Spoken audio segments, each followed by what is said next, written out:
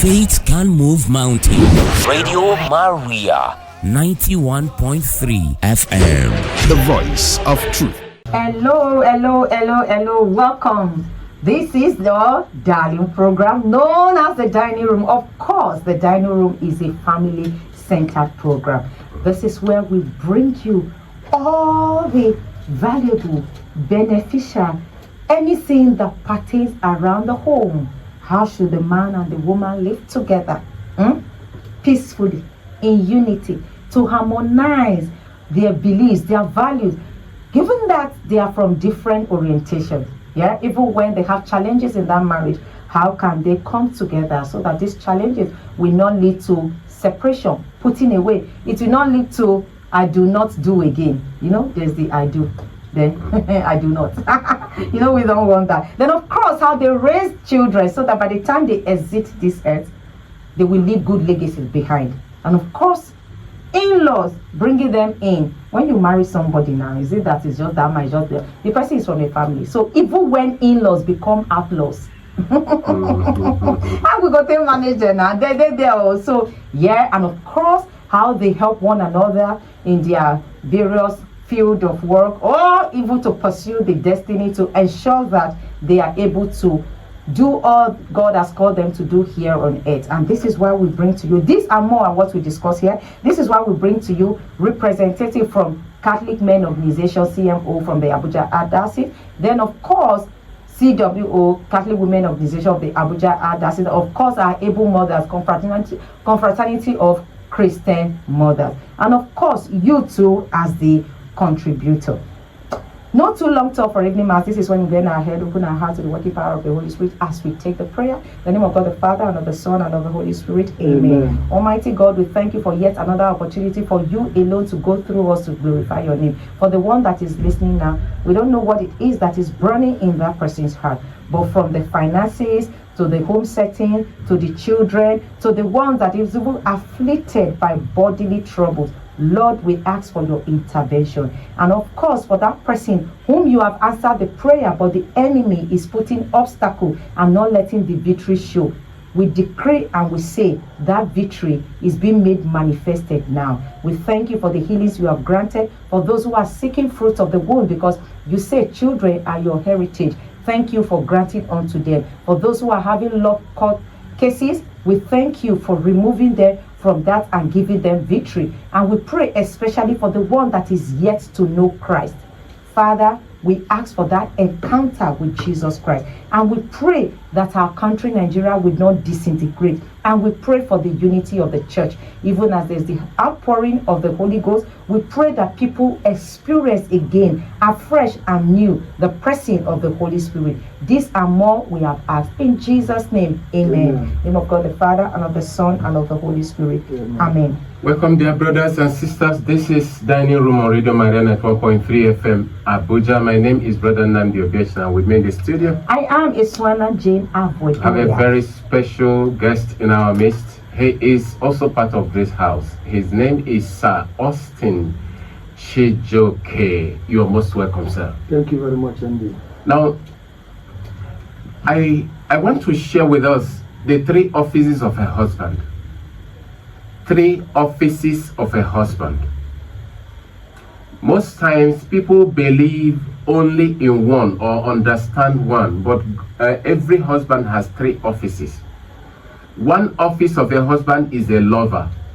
This is what very many people understand, that your lover is your lover, and then you share everything in common, and then there is nothing about him so special. Yes, whatever he has seen of you, you have seen of him also. So if you leave this at this point, you might end up having crisis.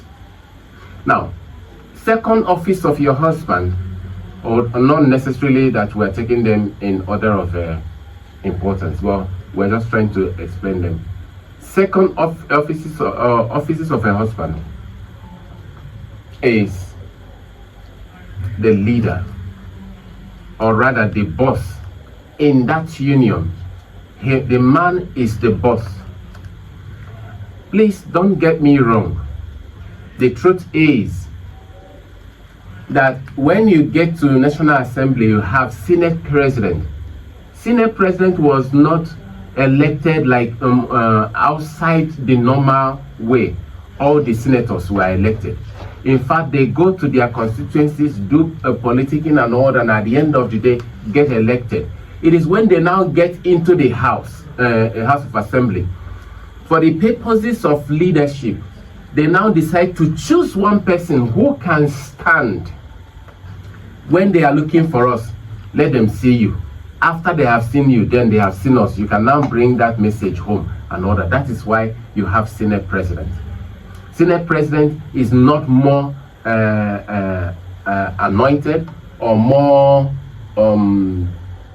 elected like other senators. They are all equal in the House of Assemblies, but somebody has to be the leader. So somebody appointed them. In this case, God appointed the man to be the head, the leader, or the boss. Now, if you understand this like this, you will not have issues when the man speaks like a boss, because he can speak like a lover. That one is understandable, but if he speaks like a boss, you need to understand. Now, the third office of a husband is a king. The man is the king of the kingdom of your home. The king of the kingdom of your home. And kings are honored, kings are respected, kings are venerated, kings are shown no matter what you know about a king. The moment he gets into his regalia as a king, put on his crown and sit on his throne, then you had better be careful, because destinies can come forth taken care of or destroyed even through his authorities. So when you understand that your husband is a king, your husband is a leader or a boss, or your husband is a lover, then when you are discussing with your husband, find out when he comes to discuss as a king. If he comes to discuss as a king, be the queen of the house. Honor him, but get the instruction. At the end of the day, even if there's something that is not properly done, go back, apply your feminine grace, then you will get things corrected in the right way. But if he speaks as a king and then you rise up to challenge him, then you will be challenging him as an opposition. And any kingdom that has opposition, they know that they are enemies. They don't tally, they don't parley, they war, they fight and all that. So if he speaks as a king and you challenge him, then you are looking for trouble. If he speaks as a leader, as a boss, you may not agree with all that he said, but please, if you cannot insult your boss in the office, please don't go insulting your husband when he speaks like the leader and the boss in the house. But when he comes to speak like a lover, please, gently, you play, you joke, you do all the things, but know when his roles are switched. If you understand this, you are going to be a wiser person. You are going to be a wiser woman who is going to keep his office. But the moment a king finds out that their others are subject, he may low down. His strength is kept for the enemies outside. He brings out his softness and then another. That is how a woman wins the heart of the husband, because he knows the three roles of the husband: a king, a boss, and a lover. I hope I am not misunderstood. I just pray that you understand. Pray about it and then think of it, and God will guide you aright, and you will become the crown of your husband. Thank you. Okay, so today we're looking at teaching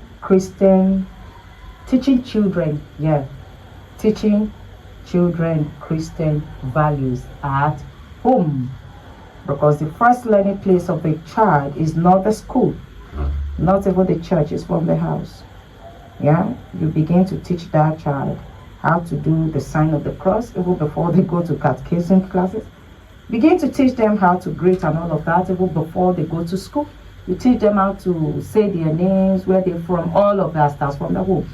So today we're focusing on Christian values, teaching our children Christian values at home, and of course to do justice to this, to learn his voice, his words of experience. We have, of course, already been introduced. So welcome again, Sir Austin Chijioke. Yeah, Sister Jane, thank you very much. Okay. So from your own perspective, understanding, could you share with us what you understand by Christian value? Yeah, I am glad that you have already laid the background for this discussion. You were right when you mentioned that the home is the first school of faith, and parents are the first teachers of their children. And so before a child learns from the priest, the catechist, or even the teacher out there, he has gotten some lessons from the home front. So teaching your children Christian values means an intentional act of the parents to form their children in proper way. Even the scripture was intentional about this when it instructed the parents in the book of Proverbs chapter 22 verse 6, and it says, train up a child in the way he should go, and when he is old he will not depart from it. And then in the book of Deuteronomy, also chapter 6 from verses 6 to 7, it says, you shall teach them diligently to your children, and shall talk of them when you sit in your house, and when you walk by the way, and when you lie down, and when you rise. These are just some of the biblical injunctions that parents should take, if they're scripturally minded. These are just instructions that have been handed over to the parents, to make sure that their children learn first of all from their hands, by their words, by their actions, and by everything surrounding them. So you don't just have to learn them from outside. You teach them first and then go out. It's not just about teaching them to recite prayers, go to mass, go to catechism and all that. But no, you have to do it yourself before a third party, so to say, will take over from you. Okay, awesome. Thank you. So not just teaching them how to recite, but even when you teach them, you explain, you share with them the benefit of what you are teaching them, what they stand to gain from such teachings. Yes. Yeah.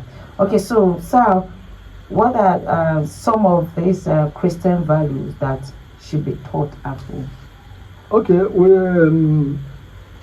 we have so many of them. Answer. So many of them. For instance, we teach them how to love. And let not, some people have misunderstood this word, this four-letter word love, as what is happening these days. But we know love as something that God has even commanded us. Even Jesus Christ, before his when he came to the world, and then even when he was living, said, love one another just as I have loved you. Okay, in the book of John chapter 13 verse 34, love one another as I have loved you. And then you are teaching your children these values, that you don't have to war with one another, you don't have to go out there and hate the other person. You show love exactly as you would to your own self. When you know that you want to hurt somebody and you intentionally hurt that person, that means that does not mean love. But you know what is good for you, so do it to another person. You are now showing love to that person. So the second one, which is equally closer to love, is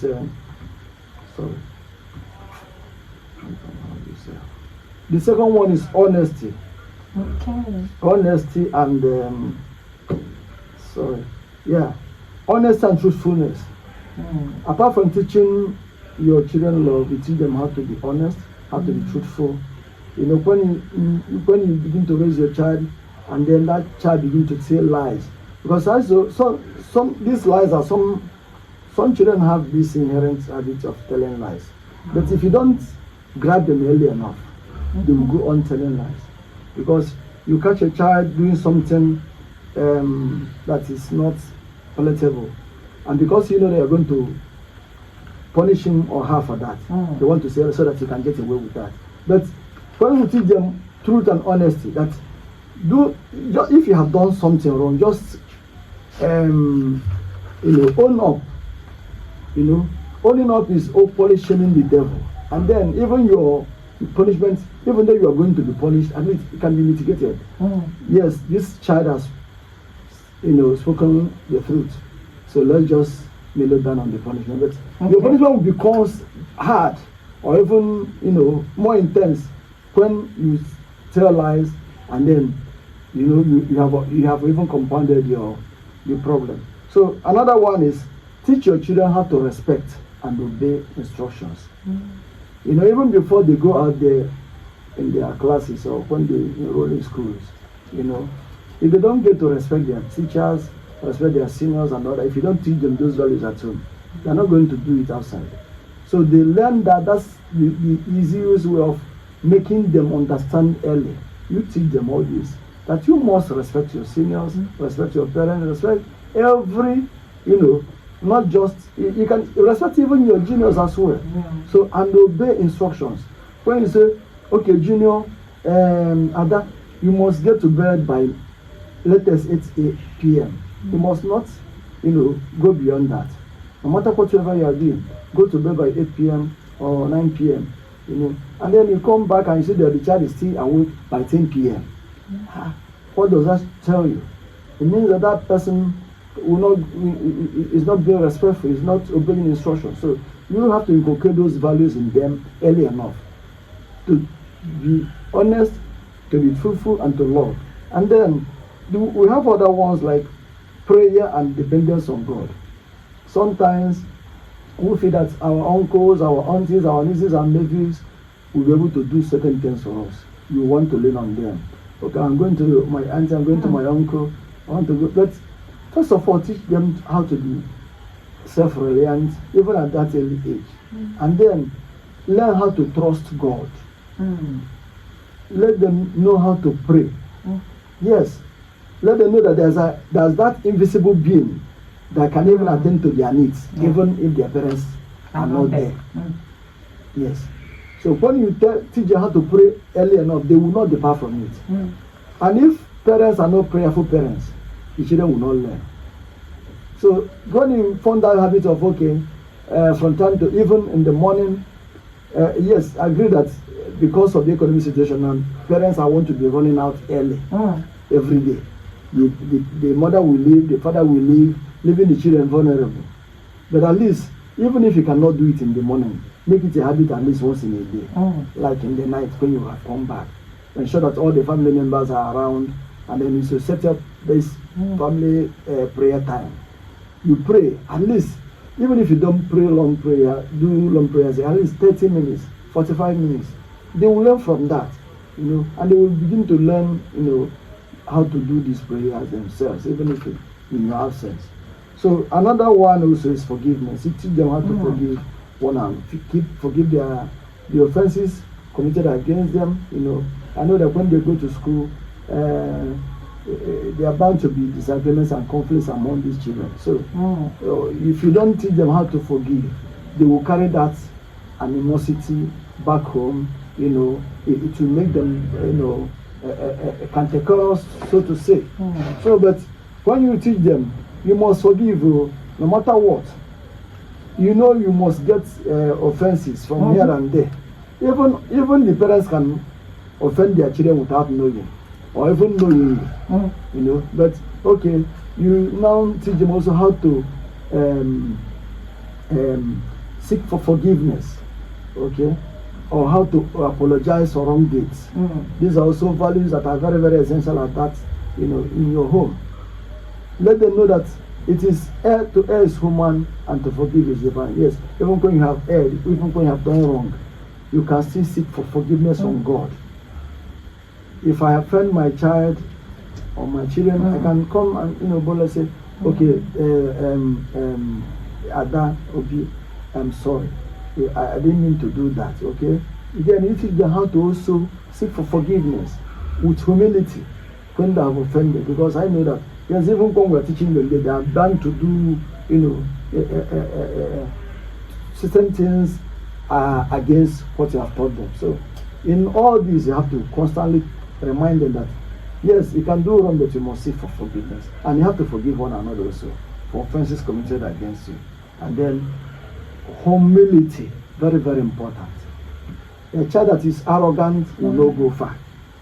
He will not be able to mingle among his mates or her mates, or even in the school. Carry yourself with this air of humility as you are walking around, because some children will say, okay, my father, my parents, they are worthy, they are, they are this, they are that, they are ministers, that, and then they want to rub it off, or, flaunt such, even among their mates.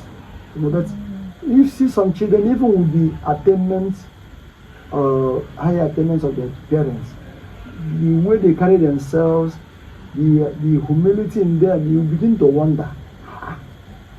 So these children can be so humble, even with all the, all that I have at their beck and call. These are values that are not easy to come by. So this topic for me is very, very germane, because we have a lot as parents to do. Once the parents also are not being, showing humility while they are with their own mates, in their circle of friends and all that, the children can easily learn from that also. You want to show, who I am, you begin to talk to your fellow human being, talk down on them, and then the children are picking from you also. So learn to be humble, and then teach your children how to be humble also. So humility is very, very important. We have other things like hard work and responsibility. You don't just sit down because your parents have gotten money or are wealthy, then you feel that everything is done for you. The food has been cooked, so you don't have to cook food anymore. So you must inculcate that habit of hard work and then show responsibility. If you don't teach your children this, you will find out that even the wealth you have acquired or accumulated will go down after you use it, because they will not know how to manage it. But teach them to know that they have their responsibilities. Yes, you have made your name as a man, as a mother, as a father. Try to make your own name also. You don't just have to depend on your children that because I have done this, I have done that, then you don't have to suffer again. This mistake we do these days. But I'm happy that the economic situation is setting things 360 degrees now. Some parents will say, I don't want my children to suffer what I go through, what I have went through. So they will say this and then believe that their children will not suffer. It's not done like that. So the easiest thing to do now, when you teach your children early enough how to be hardworking, value what they have, and then show responsibility, they will do that. But if you leave them to just go there, everything they want, they will take it. So they will never grow mature. Let me use that word. Yes. So it's important that the children have to begin early to show signs of responsibility. That they will have to get whatever they want to do. Fighting for their right, fighting for themselves also. Don't just depend on your parents because they have made money for themselves. So let me just stop there. These are some of the values we need to teach our children early enough, which is very, very, to me, is very, very important. And even the scripture was intentional about that when he said, whatever you do, work at it with all your heart as working for the Lord. That's the voice of God in the book of Colossians chapter 3 verse 23. And then you must teach them also how to be compassionate and sweet charity early enough. These are very important. Then teach them how to show self-control and discipline. I've mentioned discipline before, but self-control and discipline. You don't just have to flare up because yes, somebody offended you, flare up. You must show self-restraint in approaching matters as early as age 1, 2, 3, you know. And that takes us back to what the Bible told us. Teach your children the way they should follow. And when they grow up, they will never depart from it.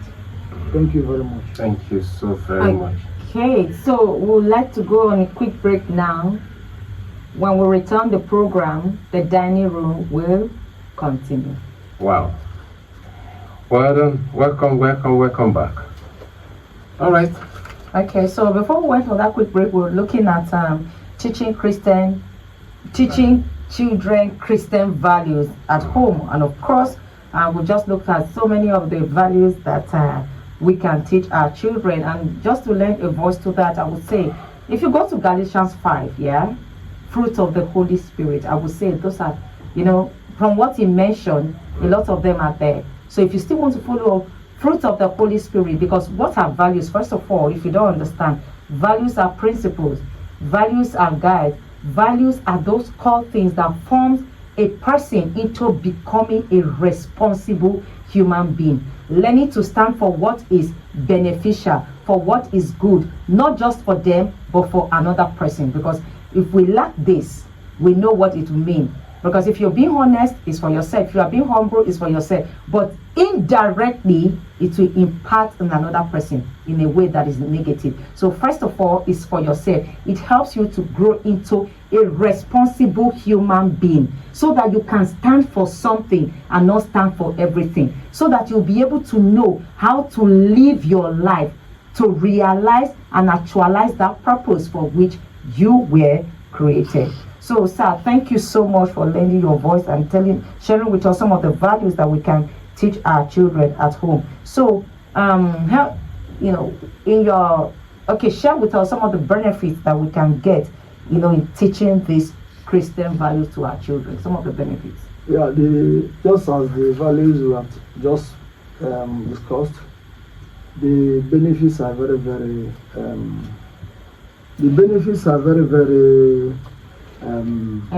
Enormous. Yes, thank you for that. Very, very enormous. We have the spiritual benefits, the spiritual aspect of teaching your children, these values. Yes, children develop a strong relationship with God and a solid faith foundation when you teach them early enough in the home. The values they should inculcate early enough. So, and then even the Proverbs 9:10 tells us that the fear of God is the beginning of wisdom. Yes, if you don't teach them this, they will not even fear you. Talk less of fearing God, whom they have not seen. So you represent God in their life. So they should begin to not be fear none of morbid fear that if that is not around, if that is coming back or the mother is but sincere fear, yes, that if I do this, I will get punished for this, not only by my parents but also God. So when you begin to learn that certain things you are not supposed to do, certain things like telling lies, doing all sort of things that God abhors, the scripture abhors. If you teach them early enough to know this, so if they don't know it, they will grow and then begin to do it. Like you can see I wouldn't say that parents neglected their responsibilities. That's why we have all sorts of armed robbery, kidnapping, and banditry and all that. Yes, God has actually told us that black and white you can take one. But it also pays that when parents begin to do this to their children, they may not be able to depart from that route. Then it also helps in moral stability. Yes, it's equally close to what I've just talked about now. Moral stability. Yes, when you fear God, you have strong moral. You're able to say, yes, this is right, this is wrong. I will not do this, I will do that. Even at the point of putting gun to your throat and all that, you say, yes, this is right, I will not do it. I will not sell my body for the female. I will not go for other things, Yahoo for the boys and all that. I know that even boys and girls can do Yahoo these days, but we're talking about moral this thing. So, and then you have strong character formation for your children. When you teach them early, you stamp your feet, this is what you must do. And you do it with kindness, with respect, not kind of forcing them under, through their throat, or he falls down the throat. But when you know your position as your father, as a mother, you begin to tell your children, now this is what you should, keep the habit of meeting with them regularly, just round table, if over meal, after meal, or just some free time like that, and then make sure be intentional about that. They will learn much more than you can ever imagine. So it helps in strong character formation for these children. So they grow into responsible, trustworthy, disciplined, and compassionate adults. And then another lesson is resistance to negative influences. When you teach them also, they will be unable to be influenced by bad characters, by peer group, peer pressure. When they begin to mingle out there, and then you meet other children from other homes that are not well, taught, with mixed parents, these are kind of things they, when they go out, they want to, it's easy to learn from your peer. But when you have known that my parents will frown at this if I go out there to do certain things, it restrains them. At least it keeps them in check. Yeah, sorry to pause you. Even beyond your parents standing at it, because in teaching this value, you let them know what it means to them, what they stand to give. Yes. So beyond your parents standing at it, you already know that this is not good for you. Exactly. So you are able to resist. You're doing it for yourself ultimately, not even just for your parents. So they learn that as well. Thank you very much. So another angle is these healthy family relationships. These are also benefits children can derive. Even you as a parent, the father, the mother, can also encompassing the family circle. Okay. These are the benefits you can derive from doing this. It helps in healthy family relationships. Christian values promote peace, respect, forgiveness, and unity within the family. So another thing we can talk about is positive contribution to society. Yes, because I don't see when a child is being grounded morally, positive morals. When that child grows up, you want to contribute to society. Yes, he takes leadership in church, in the society, in the office. In fact, wherever, people will always run for that person. This person is good for this woman. Let's go for him. Let's go for her. But if you don't know all these things, if you are morally bankrupt, if you have not learned these good morals at home, nobody will look at you. You become an outcast in the society, and that's what we see when we see all these robbers, people doing all sorts of things to make money and all that. It's as bad as that. So these are very issues that can help, position these children to contribute to the society. Even Jesus himself said, "You are the light of the world," in the book of Matthew 5:14. Yeah. So we are the light of the world. So let your children also be the light of the world as they grow up. Children raised with Christian values become lights in their communities, in their societies, wherever circle they find themselves.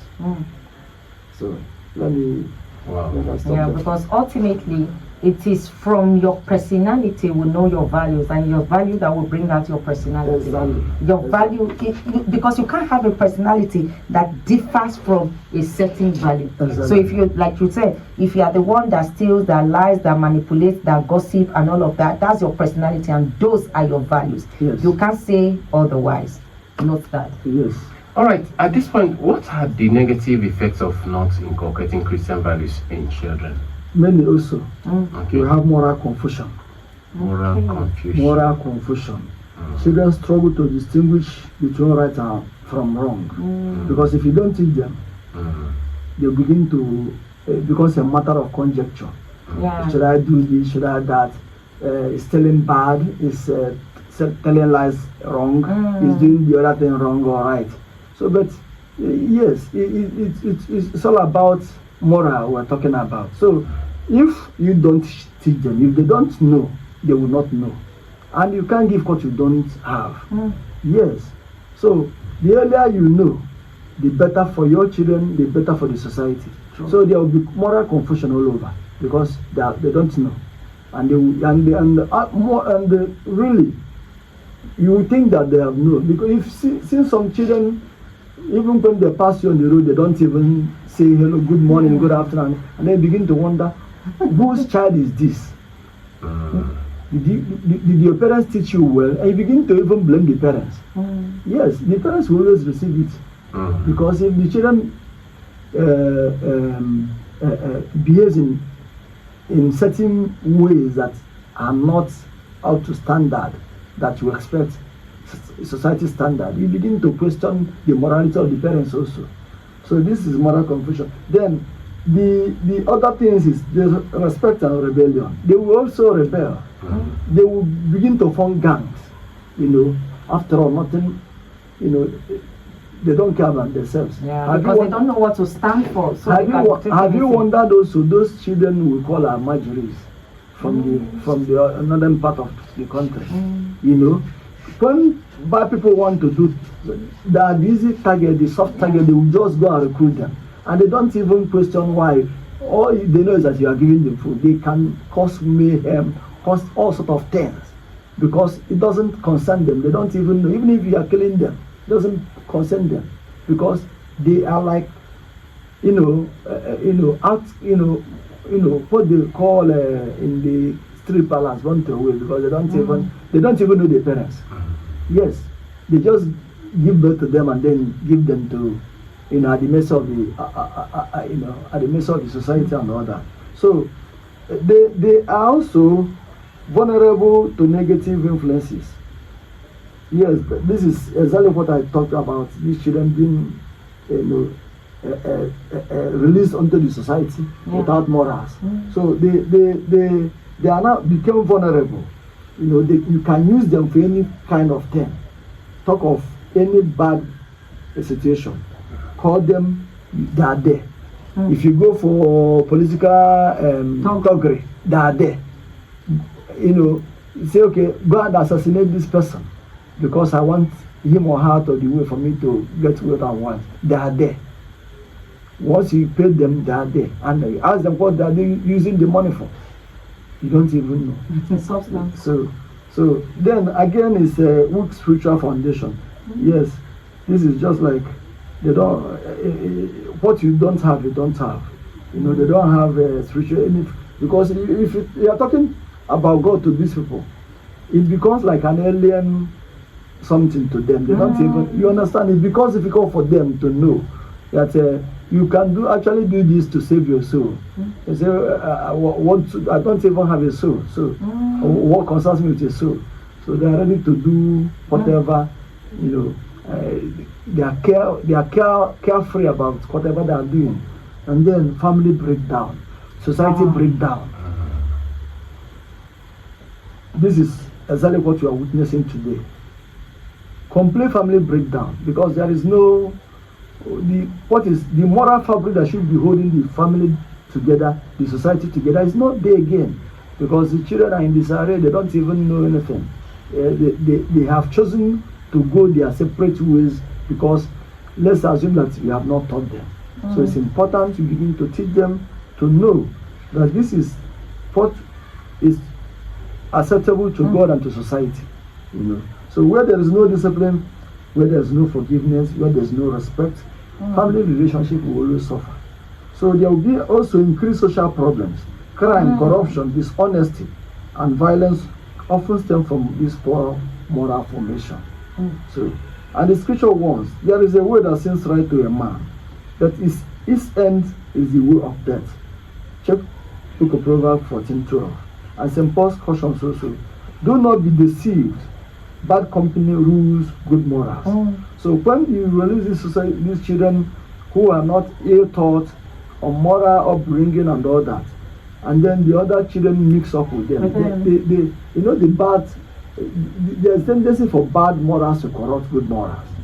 Yes, because something is talking to you. One voice is very clear, another one is faint. And then you begin to listen. That one that is very clear is talking to you to do bad things, talking to you to do bad. The other one who is telling you, cautioning you. You don't want to just ignore that one. Say, okay, let me do this one like this. I can hear clearly. And the more they spend time with these people, the more they get into the trap. Exactly.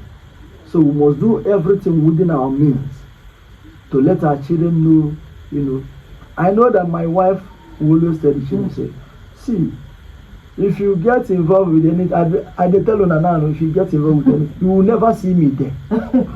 You will never see me there. And then I had a neighbor also. The daughter had this big phone. I think iPhone Pro Max and all that. And she's serving in the fuel station. And the mother would be, my daughter is making. And my wife was saying, have you ever called this your daughter and say, is it this fuel that she's selling now that she is able to the salary? You understand? Is it the salary that you're able to afford this? And then the other one came with Lexus. The mother just went to the back and balanced, and then they were cruising around. Yes. Cruising, and my son of how many years? What did he do to make that such of this? You understand? So these are the issues we are talking about. It's practice. It actually lives with us. Yeah. You understand? Because if you see that kind of mother or father that do not support evil, they'll be able to look their daughter, their son in the face, no matter whatever he brought from. Yeah. Look, wherever you got this and take it back. What are you doing? And you don't know his source of livelihood. You don't know her source of livelihood. You only know that my daughter has arrived. Arrived from where? From where? Where did they take off to? Wow. From where are they arriving at? Okay. One more question.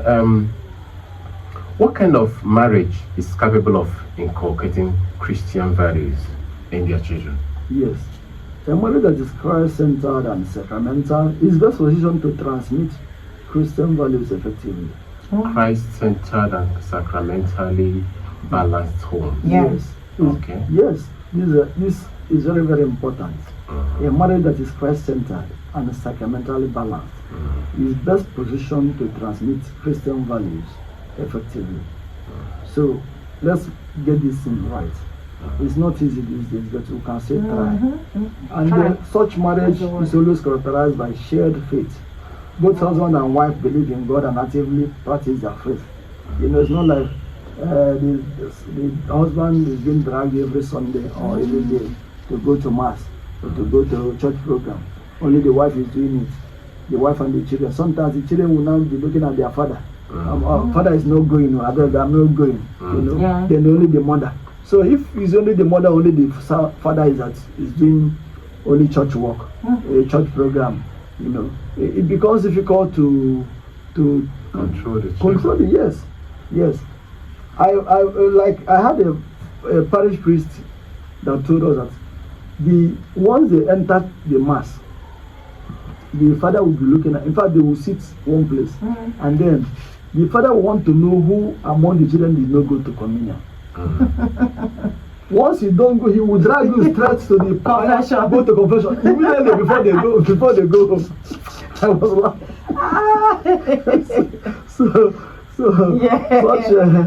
When he related that story, I was laughing. I said, who will still do that these days? So it's not funny. Some parents still do. They're intentional. Even days before they. What about the children? Would they even say this old papa, they were worried person? And that still depends on the training you give to them. They don't see you as old, and they don't see these things as some things that should. They don't see themselves too modern to know that God principles will never change, no matter how you modern. Last week I was in Enugu, and this girl I'm talking about, the mother passed on, and then the sister to the mother also passed. In fact, they were burying the sister. They were yet to bury the mother, and then somebody asked her a question. Say, I beg, forget. They were saying mass, VJ mass for them, and the girl about 25 or thereabout, saying, I beg, forget God. God knows when they hear prayer. You understand something? And eventually I was just, worried about that comment. And I told my colleague standing with me, I said, look at the mindset of this. They call themselves Gen Z generation. But this is the reality we have found ourselves. Because her mother passed on, yes. The auntie also was being buried that day. We just concluded that God Does not, as I say, he doesn't have to pay attention to what the mass that was going on there. So these are the things. Then the unity of purpose. Parents agree on moral standards and child upbringing. So if you're talking about the mother capable of doing this. So this, when we have mother that is Christ-centered and sacramentally balanced, they will be able to have this unity of purpose. They will agree on moral standards and how they can train their children. Not just one person doing this and the other person doing the other thing. You know, they will be working across purposes. Then about prayer life also. The family prays together regularly. For where 2 or 3 are gathered in my name, there I am among them. Matthew 18 verse 20. So there's also love and mutual respect. Children learn more from what parents do than what they say. Children learn more from what parents do than what they say. Yes. I want to ask you because we have just 1 minute left to round off this program.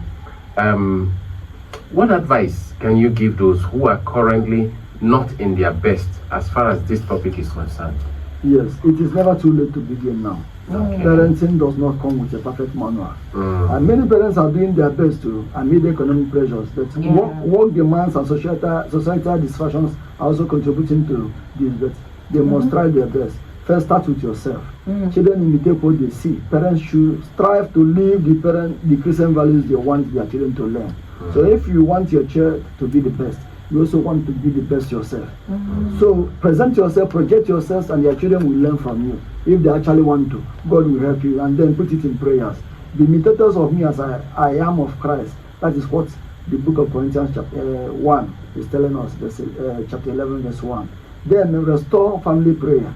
If you have not been doing this, try to begin to do this more often. I've talked about this from the beginning. Learn to create small time for God, for all the families to participate in the family. Then create time for conversations also. Make sure that not every time we be serious about the man is looking at his phone, the woman is looking at his phone, the children are looking at their phone. Then at least amidst all this, make out time and say, this time we must talk to ourselves sincerely. You understand? And then you will understand this is the time for family to talk. Okay? So if you have not been going to sacraments, try to return to sacraments. This is very important. Return to sacraments and then carry your children along. One of the things I do most times is to take my family. We'll go for confession. We go to the church, we'll go for mass together. We'll go to, sometimes on Saturday I pack them, or Wednesday, pack everybody. We are going for confession. I don't care what you're going to do, confess, but sit down there and they will be following. I know I have access to a lot of priests, but we have to go and queue up and follow people. When they set crosses, and we'll just be following them until it is our turn. Now, it is intentional. It is meant to inculcate that values that this is what we do and this is our faith, and you need to follow it and all that. So by the time we go and come back, everybody feels happy and all that. So it's important. Parents should learn how to inculcate Christian values in their children. Jen? Yeah, very key. You can't give what you don't have, but it's not too late to start now. It's not late. Appreciation to Radio Maria Director and all the Radio Maria crew. And Chineye, Joseph Ikuli, Guadalupe, Nibu Asha, then Kato, all of you, Vitamin, Matilda, Rita, God bless you. Appreciation to our brother Chijoke. You're most welcome. Thank you for doing justice to this topic. Thank you indeed. We also appreciate our CMO president, Sir Paul Ayers. Yes. We appreciate you, sir. And as for me and my house, we will serve the Lord. Oh, awesome. Yeah. Thank you very much. Thank you. And my name is Eswana Jane Abodoya. My name is Nnamdi Obiechina. Thank you. Bye-bye. Thank you very much.